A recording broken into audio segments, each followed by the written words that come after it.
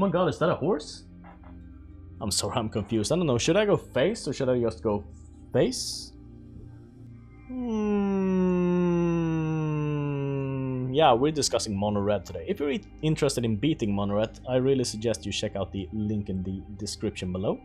In this video we're gonna talk about how to beat it, of course, but we're also gonna talk about the deck itself and how it evolved in Ravnica Legions.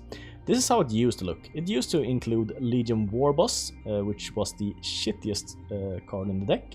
It created a 1/1 at the start of your combat step, which led to a lot of frustration because people usually didn't use full control and couldn't kill the Warboss before it spawned a token.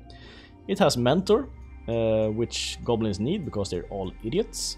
They just go face, and that pretty much summarizes what this deck does. It just goes face. It wins because it's probably faster than you. It has a lot of 1-drops. You have to take into consideration that Wizard's Lightning is usually a 1-drop.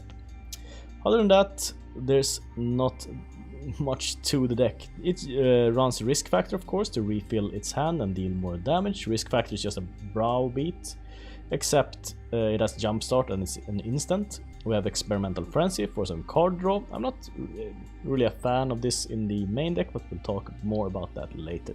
It has Goblin Chainwhirler, which can deal with other creature strategies, most notably mono white, if you're up against that. And this list ran one Banefire. I don't know if that's the correct choice, really, but this particular deck made the top 3 in a major tournament. That's why I included it in this example.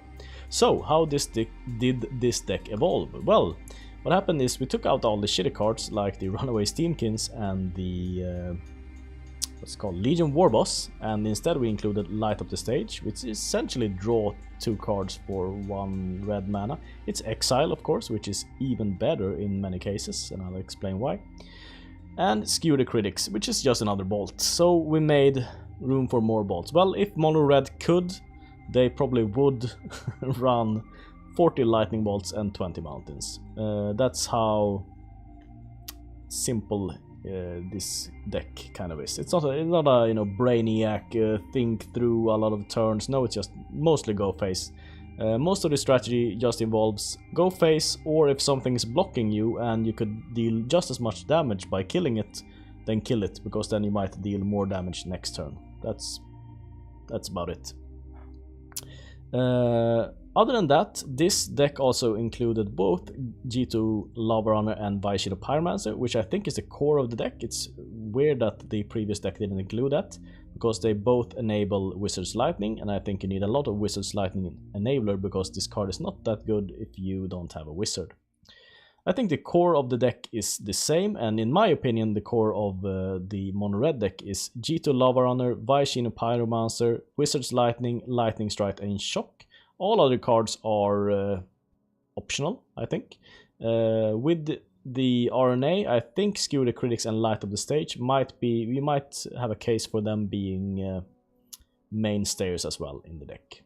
But other than that, you can fiddle around with it. There's not too much really you can change, but you can change a little bit if you want Spear Spewer, for instance, or stuff like that. So, how would I change the deck to make it more different, I guess? Well, I would include Flame of Kel, because I love this card, and by love I mean hate, of course. It synergizes very well with Electrostatic Field, and Electrostatic Field is very good against Moment of Craving, which is one of the popular either sideboard cards or even main deck cards against mono red right now. It also, at the third part of the saga, it buffs Electrostatic Field to deal actual lightning bolts to your opponent's face, which is good. It synergizes with Light Up the Stage, which if you exile something, you can't discard it at the first part, so that's pretty good. And that's about it. That's the changes I would make. There's not too much wiggle room, I don't feel like, in this deck. There's not too much room for invention. And if you're thinking about, okay, so what's the mana base like? Maybe they run some spicy lands or something. No, every deck that I've shown you right now either runs 20 lands, 19 lands, or 22 lands. That's the only difference, is how many lands you run. Yeah, that's about it. So how do you beat this? Well, as I stated in my previous video on how to beat mono red, the most important part about beating mono red is having a low mana curve and being able to interact with the deck early. If you can do that, you are in most cases fine, you're gonna have a decent matchup against them.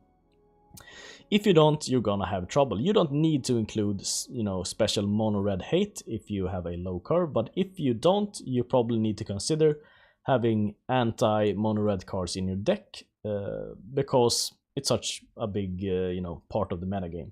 So something like Absorb over other counter spells could be a good choice, for instance. But I'm just gonna go through a couple of cards and talk about them here. Healing Grace is the most mana efficient way to counter mono red. I don't suggest you put this in your main deck, but it's a fine sideboard card against them.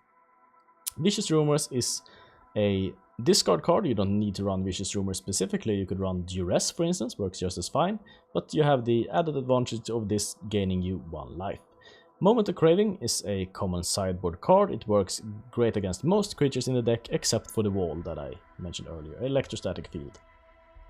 And it's also very good against mono white, especially against Adento Vanguard. We have Burglarat, which is my personal preference, my personal choice against this deck. It discards 1 card, which usually prevents 3 damage, and it's a body on the board. It can do something. We have Night of Autumn, which gains you 4 life, and it's a body on the board. And also it's decently good in the current metagame, because it can kill artifacts or enchantments, most notably Wilderness Reclamation and Guild Summit, are things you have to kill pretty much.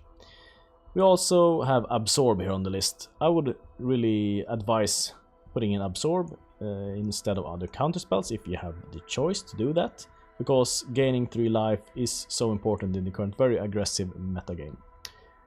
So yeah, that's my counters. If you're interested in beating this deck, if you want more, if you want to know more about that, then check out the link in the description. Otherwise, just thank you for watching and see you next time.